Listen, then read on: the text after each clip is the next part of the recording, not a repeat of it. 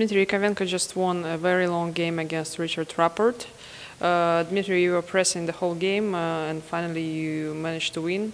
But did you have any doubts at some moment that you can actually get a full point? Well, I didn't feel like I was pressing all the game.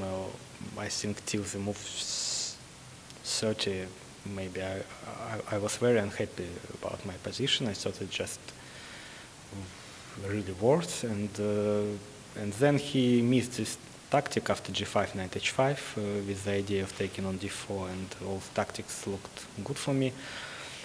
And we were both in trouble, and we ended in this endgame. At first I thought that it should be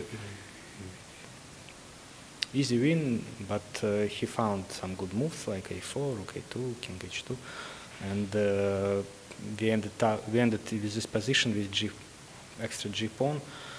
Somehow I managed to put it on g3. Maybe he could have not allowed me to do it, but maybe it's not so easy, at least for him. But even with pawn on g3, I think it's a draw, and at some moments he could make a draw by force, and still, even till the very end, he had a draw, and check rook f1 was a decisive mistake, and I think if he played rook e8 instead, it would be easy draw for him. So actually you were never sure that you will win, I mean, or you had this thought in your head that at one moment he will make a mistake? Well, I was like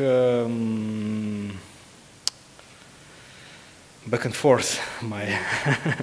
At some point I thought that I will win, at some point I thought that no, it's draw, and then, okay, there were moments when I thought that I should win, but then he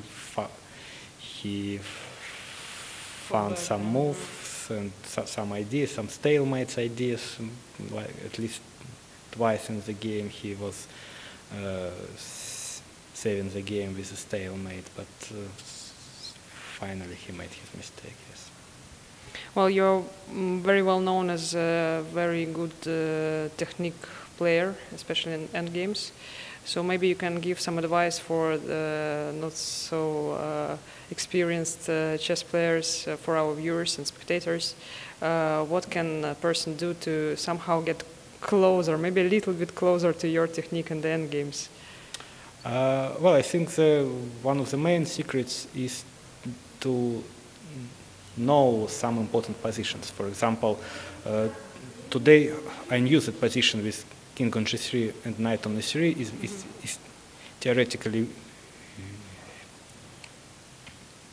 winning, but for example with knight on f4 instead of e3 it's draw. So all the game I aimed to this position. I moved my knight to e3 first, only then I played g2.